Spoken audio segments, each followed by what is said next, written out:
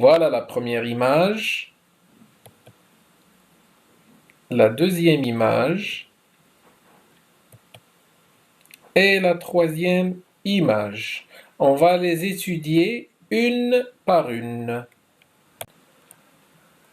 Que représente cette image? Au premier plan, nous pouvons voir une famille composée d'un père, d'une mère et d'un enfant. Ils sont assis autour d'une table en train de prendre leur petit déjeuner.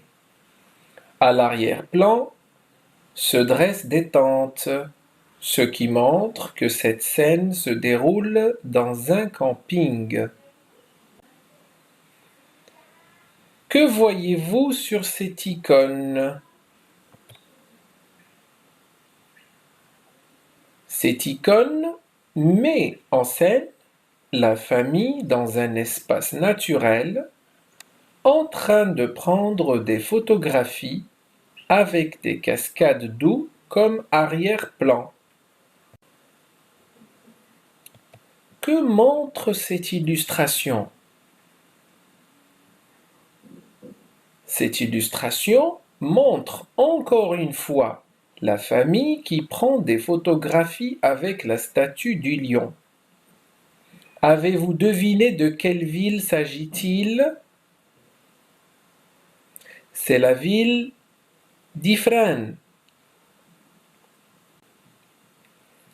Que peut-on dire sur l'ensemble de ces images? L'ensemble de ces images évoque le voyage d'une.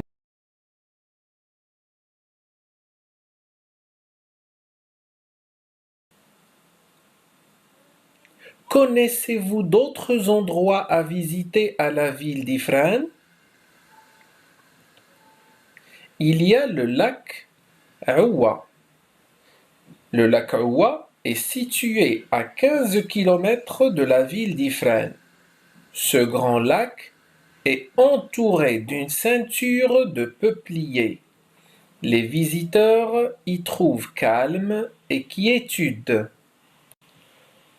On trouve aussi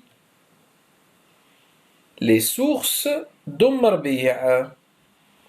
Ces sources alimentent le plus grand fleuve du pays, le fleuve Omarbia. Au bord de l'eau qui ruisselle se dressent des restaurants traditionnels où les visiteurs peuvent déguster le délicieux tagine berbère.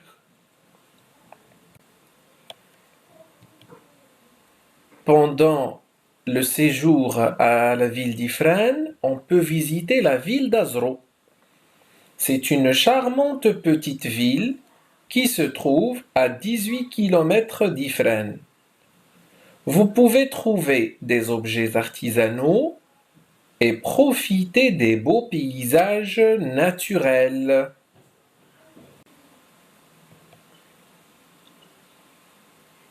Non loin de la ville d'Azro se trouve la forêt Cèdre Gouraud.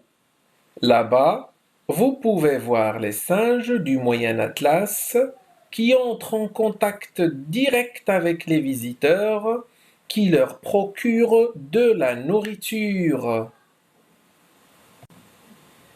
Il y a aussi la station de pisciculture de Ras El-Ma. Cette station est spécialisée dans l'élevage des poissons, notamment la truite.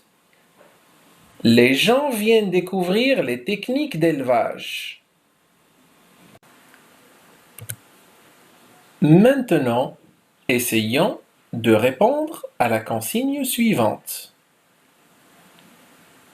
Tu es parti en voyage avec ta famille.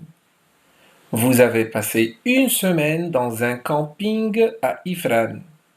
Raconte votre séjour. Forêt, jardin, etc. Et de ce que vous avez fait dans cette ville. Nous pourrons prendre ce récit comme exemple.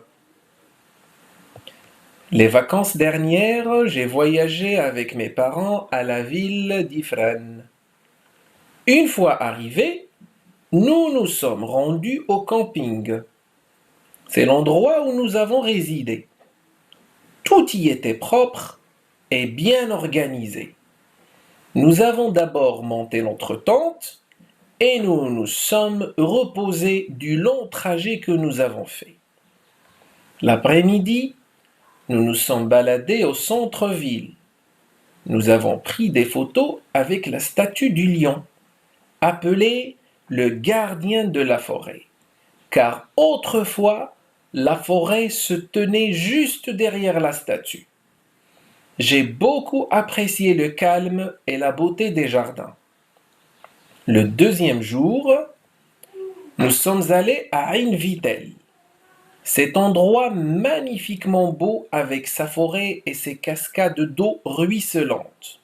Nous y avons passé toute la journée. Les 2 jours suivants étaient inoubliables, car nous avons fait la visite de la ville d'Azro, qui est située à 18 km de la ville d'Ifrane. C'est une charmante et accueillante ville. Là-bas, j'ai acheté des objets artisanaux en guise de cadeau pour mes amis. Non loin de là, nous avons rencontré les singes du Moyen Atlas, à la forêt Cèdre-Gouraud. J'étais très heureux d'entrer en contact avec ces primates. Craintifs, ils attrapaient la nourriture que les visiteurs leur offraient et grimpaient les arbres pour se régaler tranquillement. Par la suite, nous avons pris la route de Khénifra pour nous rendre aux sources d'Omarbia, qui alimente le plus grand fleuve du Maroc, le fleuve Omarbia. Dans les restaurants traditionnels qui se dressent des deux rives du cours d'eau, nous avons dégusté le délicieux tagine berbère. Le 5e jour, nous l'avons consacré au lac Aoua, ce vaste lac où les visiteurs trouvent calme et bien-être. Le jour d'après, nous nous sommes dirigés vers la station de pisciculture de Ras Elma, où des techniciens nous ont informés sur les étapes et les techniques d'élevage de la truite. Nous avons quitté Ifrane le 7e jour, portant avec nous de beaux souvenirs d'un voyage inoubliable. Le Maroc, comme vous venez de le voir, est à l'instar de beaucoup d'autres pays du monde, abonde de paysages naturels qui constituent l'environnement. Mais croyez-vous que l'homme préserve et protège cette richesse écologique? Pour répondre à cette question, étudions ensemble ces images.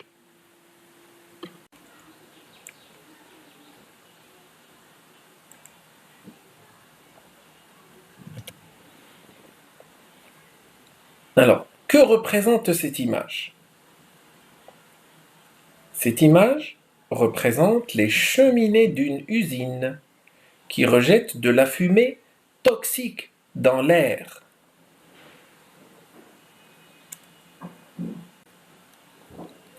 Et que pouvez-vous dire sur cette image?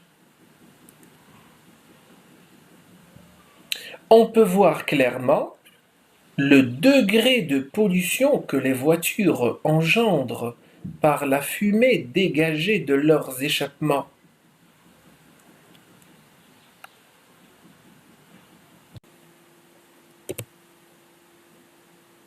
Savez-vous ce que c'est? Ce sont des centrales nucléaires. Ces centrales nucléaires qui sont adoptées par beaucoup de pays dans leur production de l'énergie électrique. Ces centrales nucléaires participent à la pollution de l'environnement par cette production massive de la fumée. Alors, de quel type de pollution s'agit-il?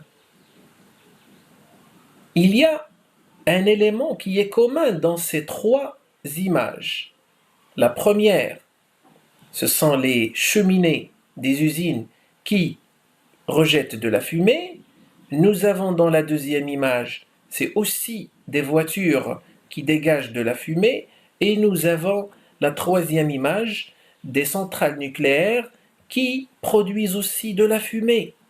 Alors l'élément qui est en commun dans ces trois images, c'est la fumée. Alors on parle de la pollution de l'air. C'est la pollution de l'air.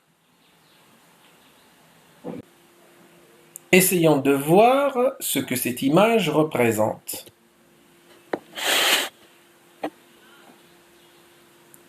Nous pouvons voir un gros tas de déchets solides qui jonchent le sol. Ces déchets constituent le facteur principal de la pollution de la Terre. La consommation excessive des produits dont l'emballage est en plastique augmente le degré de pollution. L'homme doit alors revoir son mode de consommation pour protéger son environnement contre la pollution. On parle ici de la pollution de la Terre. Cette pollution qui est causée principalement par les déchets solides. Ces déchets qui ne sont pas biodégradables et qui peuvent prendre des centaines d'années pour se dégrader. Nous avons jusqu'à présent vu la pollution de l'air et la pollution de la terre. Mais il existe encore un autre type de pollution. C'est ce que nous allons voir avec les images suivantes.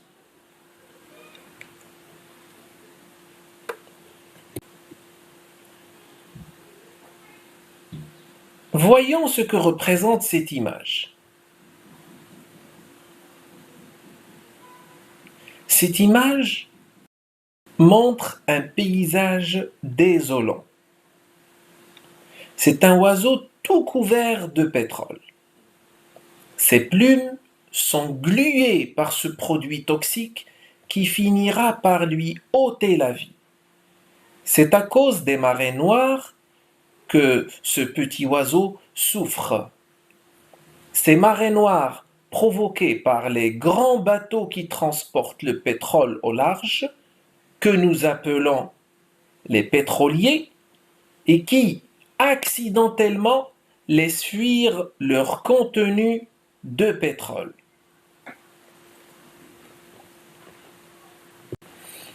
Avez-vous une idée sur ce qui figure sur cette image?